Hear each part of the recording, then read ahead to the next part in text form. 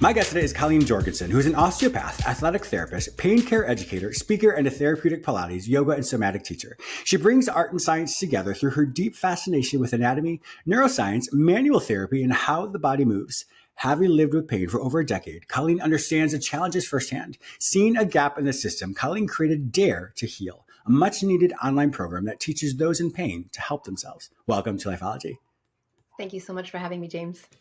I am excited about this. For those of you who listen to my show the past couple months, I had the pleasure of working with Corey Poirier through Blue Talks. So those of you who want a TED Talk or are struggling to get on a TED Talk or aren't able to get on a TED Talk, go to bluetalks.com. That's BLUtalks.com, and Corey Poirier will help you. Be sure to tell him that I sent you as well. So Colleen, I met you through there, or actually you heard me. I was one of the panelists there, got a chance to listen to me. So I'm really honored that you came on my show today. So thank you so much. I'm really honored that you're having me. Thank you so much. My pleasure. We'll compliment each other all this whole session. Yeah, all day. Now, I was reading your backstory. So at 3 years old, you started dance. What was it about the dance that really, at 3 years old, we don't really know much, but what was it about dancing at 3 years old that really resonated with you? I think I've just always been curious about what these bodies of ours can do. And I like to challenge my body and just see, what can I try? And see if I see someone do something, I want to try to emulate that. And just very curious about movement, but also how our bodies work and how our bodies feel.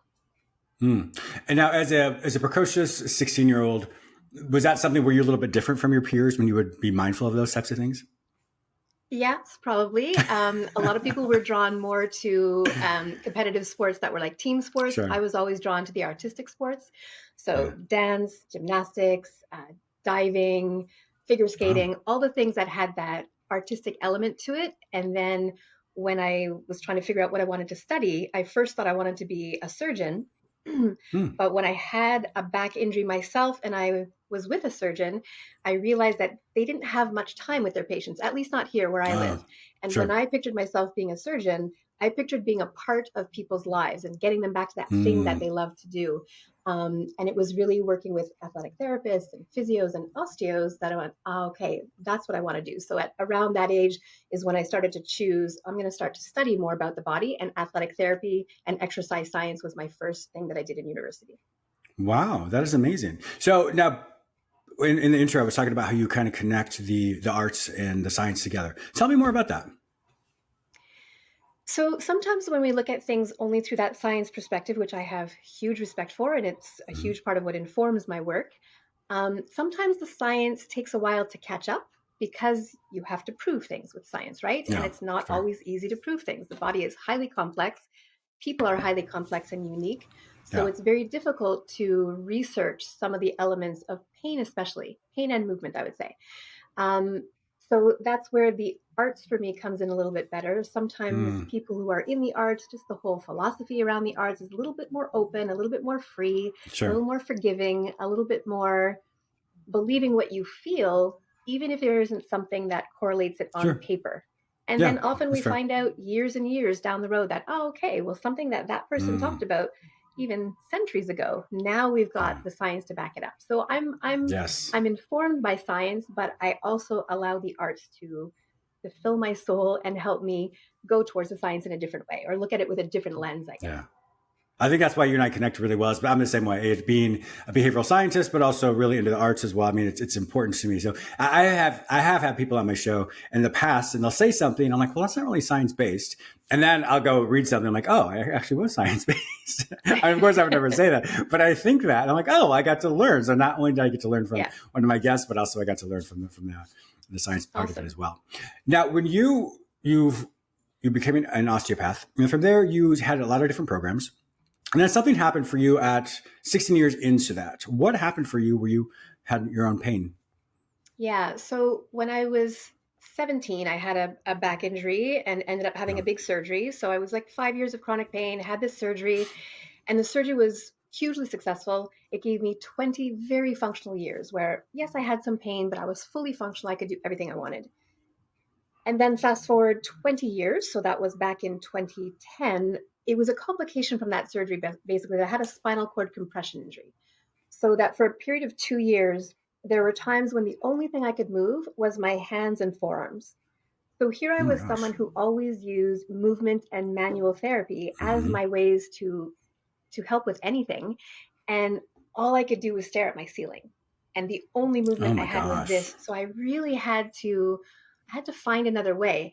And I'm very lucky that at that point in my life, I was teaching Pilates and yoga and somatics. And I'm not Hmm. Feldenkrais certified, but I use Feldenkrais Sure. for my own Hmm. practice.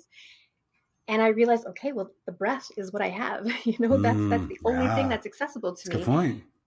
And I was fascinated, even though I had taught breath at that point for many years. I believed in the power of the breath.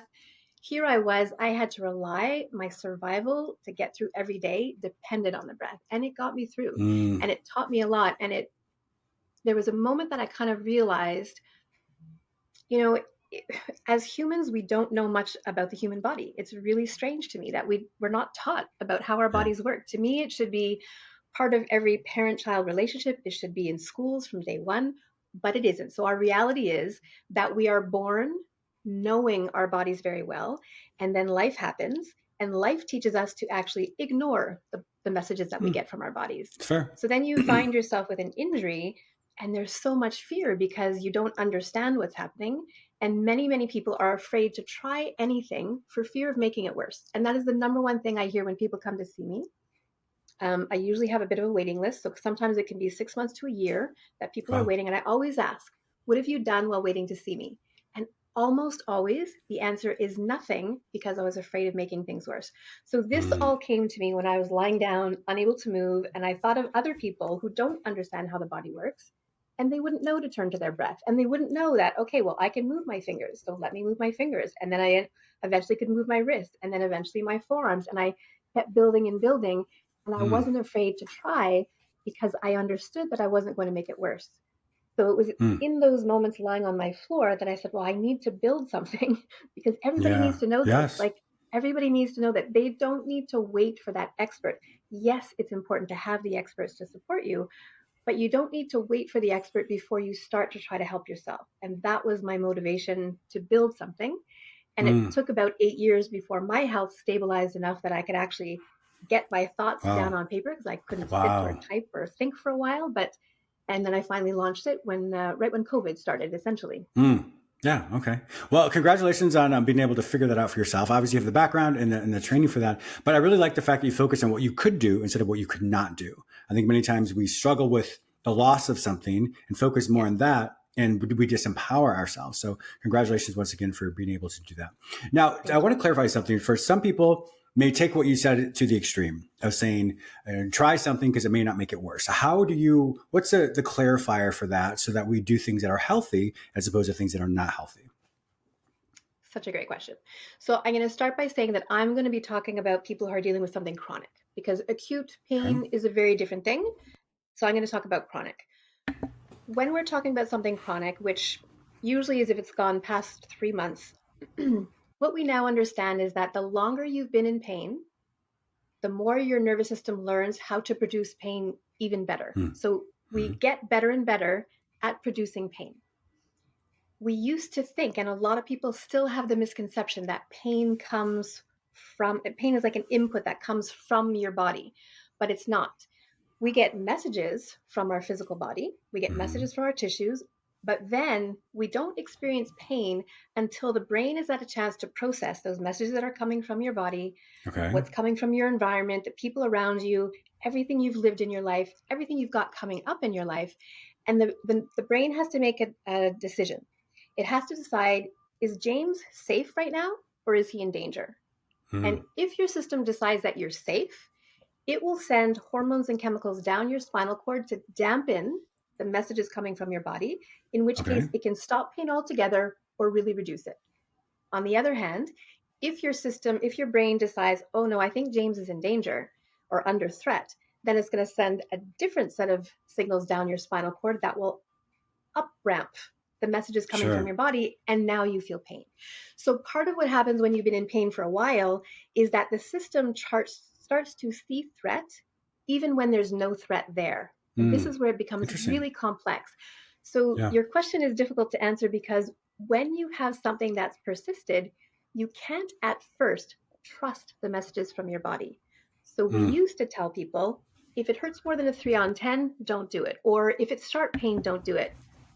We realize now those suggestions don't hold any water because how much pain you feel, the type of pain you feel, and where you feel it actually gives you very little information about what's actually happening. Interesting. So, one of the things that my program focuses on a lot is trying to monitor things. Yes, take a look at what your pain is doing, but also look at other things like how is your breath reacting? Hmm. How is your body tension reacting? How are your thoughts and emotions reacting? And what sort of nervous system state is triggered when you try to do a certain thing? So, to answer your question, it was a roundabout way. Hmm. No, If I someone appreciate tries that. something and they have pain, pain on its own is not enough to say, oh, I shouldn't be doing this because your system sees threat where there isn't threat. So it will produce pain often when you've had pain for a while. Hmm. So you have to start to look at, okay, my pain is there, but I know pain is not damaged. So let me keep trying. But how Okay, is that's my a good breath? point. And if you're holding your breath or you've got really shallow breath, that's signaling threat to your nervous system. Okay, well, Hmm. can I soften that out? Okay, yes, I can. Great. What about muscle tension? Am I clenching my jaw? Am I going into fists? Am I frowning?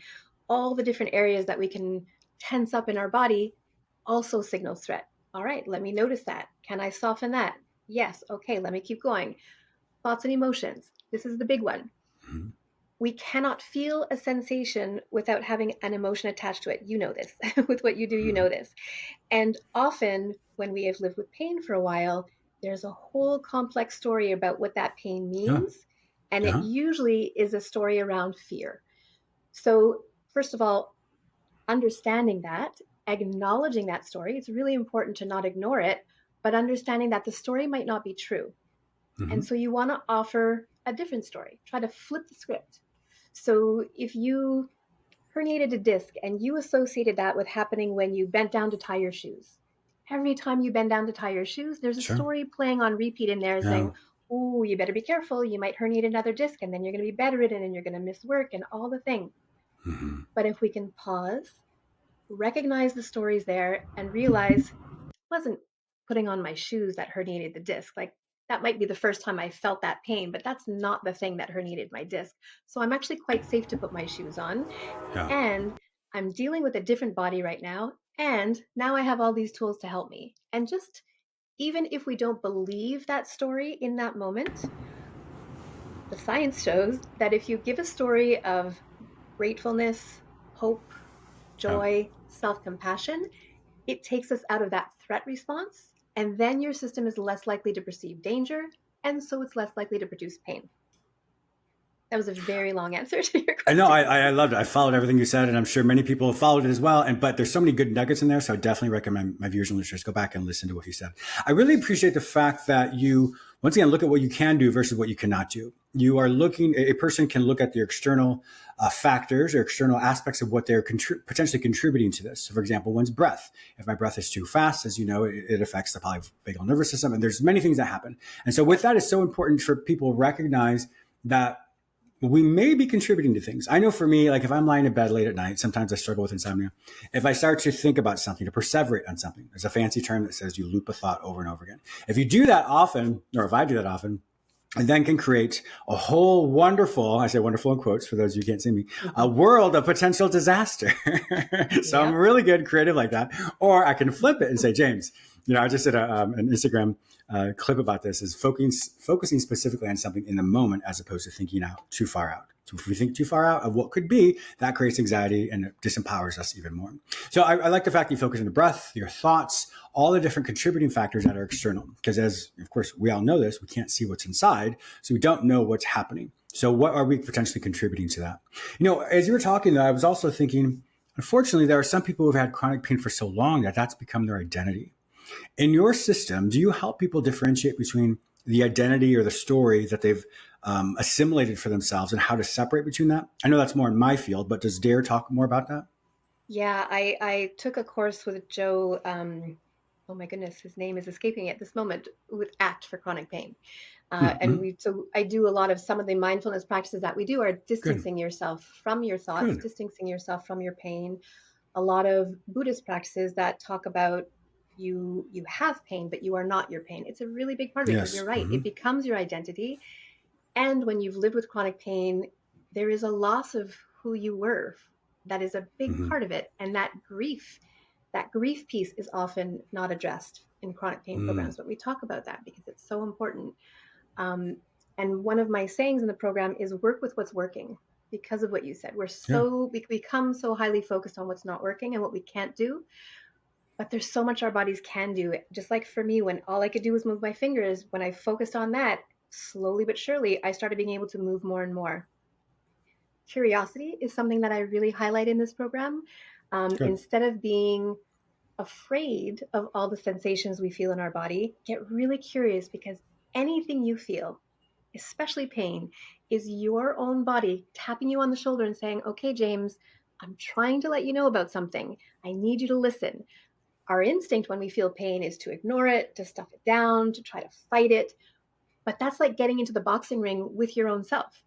Your Yeah. system's trying to help you, it's trying to make things better for you. We just have to learn how to figure out how to interpret the messages. And that is a big thing of what we focus on in the Dare to Heal program is first of all tuning in, how to hear the messages, and then how to interpret what it means in your body. It's not the same for me and you. Everyone's different. Hmm. And then another piece that I find is really important, and I didn't know that it was going to be so important, and I'm kind of excited that it turned out to be so important. I have a section on, I called it creativity at first, and I switched it to curiosity because people got afraid of creativity. But Hmm. I give people a Sure. curiosity prompt every week because life when you live with chronic pain or chronic illness becomes very contracted. It can become Yes. very small, right? Hmm. Um, and people lose their joy very quickly. They stop smiling, they stop playing. And yet we know the science tells us that if we can be in joy, if we can be playful, again, it brings us out of that stress response. And that's where we're able to heal. So, yes, we do things that are serious and we learn about the pain science in little bite sized nuggets, but there's also a lot about curiosity, creativity, and play so that you can start living life again, not just Yes. surviving your pain. I don't want people to just survive their pain. I really want them to find joy even if you still have pain. I know that everyone's goal who has pain is to get rid of it. And for some of Hmm. you, that might happen. We can never promise that. And if anyone tells you they Sure. can, I would take it with a grain of salt. But, and you can start living your life and you can feel joy even while you still have pain. So don't wait for pain to be gone to do XYZ. Do Mm. it That's now right. and let's figure out how to manage your pain while you're doing that. And you'll start to see that as you live life and feel joy, the pain starts to diminish. It's kind of like a seesaw. The more that Mm. joy goes up, the more that pain goes down. Yeah. A lot of times people focus on what was versus what is and what will be. The what was pre-pain. The what is the pain. And then what will be, we often want that what was to become what will be. And it may be different. It may be somewhat similar, but more than likely it'll be very dissimilar. So learning how to say what was beautiful, wonderful. I wish I had it again. This is how I feel now. And what will be, I don't know. So what would that look like? So the curiosity you're talking about, what would that look like? I wonder if I had a little bit less pain, what would that look like? So from a psychological approach, I really want to corroborate what you're saying because we often focus in the past. And so, which is wonderful. We loved it. That was our identity. And now when working through you with the DARE program, able to really understand the difference of what could be. And in that curiosity allows for that myopic, in other words, that real closed-minded focus of what Yeah. one's life is. It's maybe only in their bedroom or wherever it might be. They're now is able to help them expand and grow, which gives them hope. And hope is something that we all need. Hope is something that we all need. False hope for people in pain is That's a right. big challenge, but actual hope is really important. And I Yeah. Of totally agree with you that present moment awareness is so important. And may I share a little snippet of my own story that helped me course. with that? Yeah. Yeah. So, for the first, I would say, 4 years of my journey, I was I was giving my body what it used to do well with. So I was challenging it. I kept trying to Interesting. challenge it more. I Yeah. kept trying to do a bigger thing to get myself back to where I was. I was working with the body that I used to have and the function that I used to have and the person that I was. And it was really a moment. I dropped to the floor and I asked my body out loud. I said, "What do you want from me? I'm doing Mm, everything that I know how to do. I'm doing everything that all the science tells me to do. I'm doing everything that helps all of my other clients. What else can I do? And the message was so clear. My body said, stop doing, just mm, stop. And I yeah. finally heard that. And then from that day forward, instead of working with the body I used to have, I started working with where I was. And I finally started to see progress because I wasn't fighting my system all the time. I accepted finally, okay, I've got limitations. I'm not at this moment, I'm not yet where I was before. I may be Hmm. again, but in this day, in this moment, I'm not. So let me work with this. And it changed everything. So that is another big part that I try to help people with is, yeah, we all want to get back to where we were before, but we don't know. When you're unable to do something you used to be able to do, all of a sudden something opens up and presents itself that maybe you never would have been introduced Yeah, to that's fair. if It's a you really good hadn't had point. that limitation, right? I Yeah. wouldn't be here with you today probably if I hadn't had Yeah. all those limitations these last 13 years. Yeah. So, I always tell people, and everyone always hears me say this, but I'll say it again. Every event in our life is like a jigsaw puzzle piece. When the jigsaw puzzle piece, when you put it together, you don't know where the piece goes. But when you put another piece together, which is perspective, and then another piece, you find, this makes sense. Doesn't mean you like it, doesn't mean you want to do it again, but you find that perspective. So it's just like you, a little bit of time later, and here we are talking how many years later, but we're able to really see for you, that's how it made sense for you. So to live in the moment, as you said, is something that is incredibly appropriate. And as we know, yesterday's strength does not mean it's applicable for today's strength. absolutely. And I love your puzzle analogy because that's what it's like to be in pain too. You get Mm, a whole bunch of pieces, but you have no idea how to put them together, right? yeah, So, it's and we fair. all have all those pieces inside of us, but sometimes we need a little guidance about, okay, well, which ones are the corners and which ones are the outlines and which ones are in the Hmm. middle? And that's what I'm trying to do is I'm trying to help people figure out how to put it all together so that you have your full puzzle to work with again. We have one more minute here. How long is the program? So it's 12 weeks of guided practices. So each week a Okay. whole bunch of new stuff unlocks and you so that you're so that it's not too overwhelming to have it all at the same Sure. time. And we meet live. There's a community element that Oh, is optional. If you want to be a part of it, you can. If you don't, that's okay. And then you have access to it for a year. So it's like having me in your living room for a whole year to keep reminding you of the concepts. You can keep using them over and over and over again. And so many of them are delivered in short little bite-sized nuggets. It's often 2 minutes or less. yeah. So it's things that Perfect. you can do. You can apply them to your day to day. And even once you don't have the program anymore, you will be able to keep doing those things. I've built it that way so that you can hold on to those tools. That's wonderful. I'm confident my viewers and listeners will go to your website to find out more information about that. And with that, unfortunately, our time is up. You and I could spar back and forth quite a bit. We have a lot of synergy here. If my viewers and listeners want to find out more information about you, to work with you, learn more about the DARE online program, where would they find this information online? Sure. So a few different places. On my website, ColleenJorgensen.org. I'm also on social media and I share a lot of free practices. So on Facebook, it's Stillness in Motion. Instagram, it's _ Stillness in Motion. And on YouTube, it's Stillness in Motion with Colleen Jorgensen. You can find me in all those places. And Awesome. all My of viewers them and will listeners direct you also. to the DARE program.